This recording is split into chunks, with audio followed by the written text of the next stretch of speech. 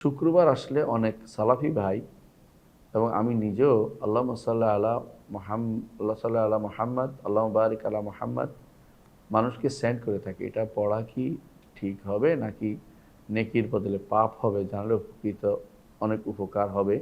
জাযাকাল্লাহু খাইরান। ভাই রাসূলুল্লাহ সাল্লাল্লাহু আলাইহি সাল্লাম বেশি বেশি করে দুরূদ পাঠ করতে বলেছেন। তো শুক্রবারে যেহেতু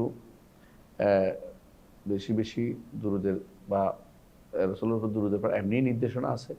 আর শুক্রবার ভালো হিসাবে আপনি দুরূদ কথা স্মরণ করিয়ে দিচ্ছেন। তাহলে এটা খারাপ কাজ কোনো কিছু নয়। কিন্তু আপনার এটাকেই মনে করা যে আপনারটাই পড়তে হবে সেটা ঠিক নয়। দুরূদ আল্লাহ যেটা দুরূদ ইব্রাহিম যেটা প্রচলিত এটা পড়ার জন্য বলতে পারেন। এই স্মরণ করিয়ে দিয়ে এটা নিষেধ নাই। এটা স্মরণ করে দিতে পারেন তো এটা পড়েন। কিন্তু এটাকে যদি মনে করেন যে এটা দেয়া একটা আলাদা সুন্নত তাহলে এটা আলাদা বেদাত হবে। কারণ এটাকে আলাদা সুন্নত না। এটা হচ্ছে স্মরণ করে দিচ্ছি আমি।